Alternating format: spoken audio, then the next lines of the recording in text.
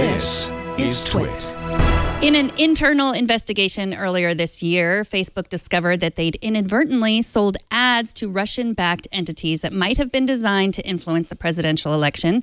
They've given copies to Justice Department Special Counsel Robert Mueller, and this week both Facebook and Twitter have agreed to testify before U.S. lawmakers as part of their larger probe. Recode reporter Tony Rahm has been following all of this up close, and he's here to talk to us about it. Welcome to the show, Tony. Hey, thanks for having me. So tell us what you know about these hearings. Yeah, so it's looking like it's going to be a bit of a grilling for Facebook and Twitter and probably Google. But, you know, as you sort of said to start the segment, you have to rewind the clock a little bit to about the beginning of September as these companies began to take a real, true, hard look at what happened on their platforms ahead of Election Day. And the revelations began with Facebook, which shared on September 6th that there were about 470 accounts tied to agents in Russia that had purchased about 3,000 advertisements that sought to cause trouble around Election Day. And those ads weren't just, you know, about Hillary Clinton or about Donald Trump. The lion's share of those ads, which have not been released, really sought to sow political unrest by stoking tensions around racial or religious issues, things like Black Lives Matter and gun control and LGBT rights. After Facebook found that and presented it to the House and Senate Intelligence Committees, Twitter did its own search and found about 200 accounts similar to the ones that Facebook had discovered that had Russian ties. And so Twitter presented its information to the House and Senate Intelligence Committees. And really what's happening right now is that tech company after tech company is asking the question of what happened on their platform, who did they sell some of these ads to, what sort of effect did they have on the way that folks discussed the issues. And these are the same questions that the House and Senate Intelligence Committees will ask at upcoming hearings. And the one that we know for sure is the Senate Intelligence Committee, which will hold its session on November 1st. So you wrote earlier that Snapchat looked on their platform and didn't have any problems. So are we to believe that we're living in a world where like the only news we can trust is from Snapchat? No, it's certainly not like that. And we're still actually waiting for a lot of other companies to say something. Google is the big one.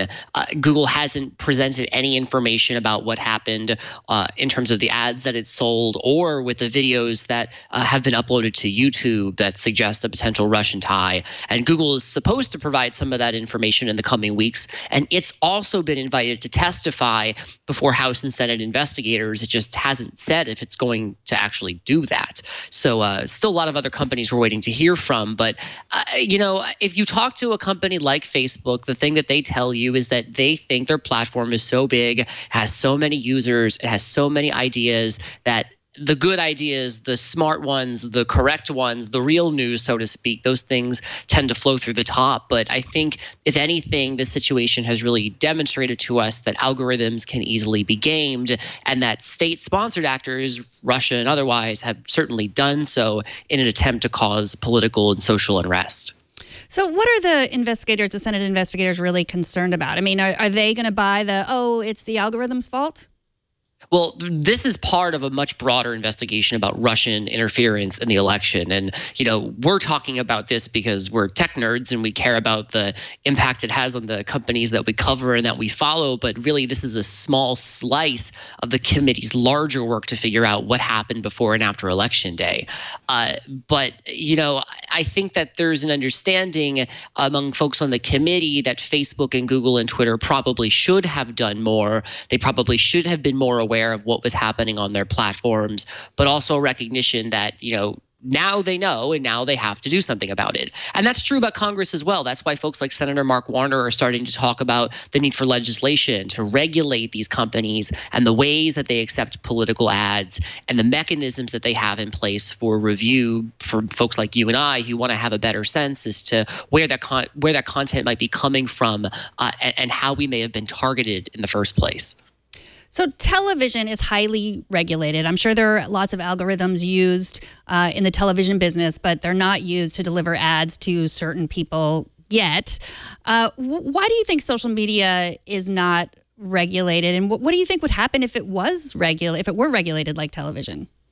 Well, one of the things that's important to remember about television is that broadcasters, whether it's TV or it's radio, are required to keep what's called a public file. They have to make available copies of the advertisements that ran during TV shows and during radio shows and so forth, so that the public can come review it. And it doesn't sound like a whole lot, but it's adding a level of transparency so you can get a better sense as to what was shown maybe when you weren't watching those networks or listening to those networks, but also because it does give you some context clues, right? You know, if you're a member of Congress advertising during The Price is Right, you're probably not looking to talk to like 20-somethings. like you're kind of looking for a slightly older crowd. You can get a better sense based on the time and the show against which that ad ran, who the advertiser was trying to target. But that's not really, like, you can't do that same analysis sometimes with social media networks. A lot of it's happening behind the scenes. It's unclear even outside of the political context why I see the ad I see versus why you see the ad that you see. And there's this question as to whether there should be more transparency around that, and if social media companies like Facebook and Twitter should have to do the same thing that television companies and broadcast networks of all stripes have to do, which is make political ads available for public inspection. And you're starting to hear tech companies talk about doing some of this on their own.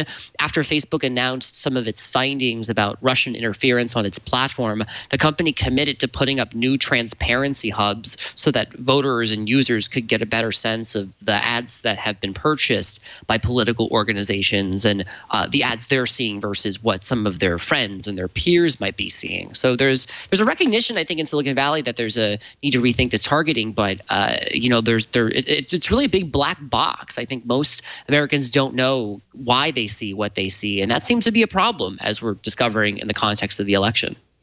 So Facebook is going, Twitter's going. Google hasn't said whether they're going. Who are they going to send? Is Mark Zuckerberg going to go? Who are these companies going to send to testify? They haven't said anything. We've sort of put our heads together to figure out who it might be. I think Facebook is more inclined probably to send Alex Stamos, who's their chief security guy, to come testify. He's testified before in Washington, D.C., so he's got some experience around that sort of thing. With Twitter, we know that the company's vice president for global policy, Colin Crowell, did the briefing behind the scenes for House and Senate investigators. But again, we don't know if he's going to be the one who ultimately testifies. None of the executives have said anything either way. And I think sort of interestingly, Facebook might have its earnings on the same day that this Senate hearing is happening. So, you'll have to check that. But I'm pretty sure that they're having earnings, and that adds another layer of complexity to all this. And with Google, as you rightly pointed out, they haven't said if they're attending, but I think it's safe to say if the company doesn't volunteer to attend, it's staring down the possibility of a subpoena from the committee, which could force it to attend. So I think there's a good chance that Google is going to be up there on November 1st as well. So I made a joke earlier about Snapchat, like being the only source of trusted news. But why is it that they didn't fall into these? Why fall prey to these Russian-backed ads? I mean, is it because I know they're skewed to a younger audience?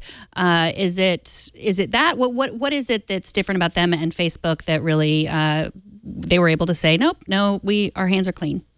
There are many, many differences, and it starts with how you purchase ads, and how you put content up. I mean, remember, there is no central, widely available news feed on Snapchat. It's the content that you exchange with your friends, the people that you allow to receive those snaps and to follow you, and the folks that can see your story. And even for the content that's posted on Snapchat Discover, all of that it's a very limited number of partners who can do that. The Russian intelligence agencies can't take out a tab on Snapchat Discover without setting up a deal with Snapchat. So that by itself makes it very difficult for anyone to really game the system. And then when you're talking about ads are a much smaller business for a company like Snapchat, and most of the selling is done in a way that puts those ads in front of humans who have to approve them.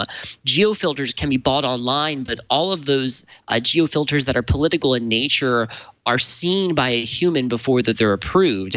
And for the video ads that run between entries on one story, those have to go through manual review as well. And that's much different than what happens on a platform like Facebook and Google, where a lot of it is automated and tied to very specific interests, and there are thresholds for when those ads do and don't appear. Those platforms are so big and they sell so many ads that I don't know if the system would allow for, that sort of human review. But companies are trying. Facebook, as part of its push for more transparency, said it would hire about 1,000 new employees focused specifically on vetting ads, while investing an undisclosed sum in machine learning so that it can spot some of the ads that are most problematic. But with respect to Snap, it's just a much smaller, more closed platform. So it was unlikely that it was going to have the kind of trouble that Facebook did. But in its review, it can confirm that it did not have the trouble that Facebook did.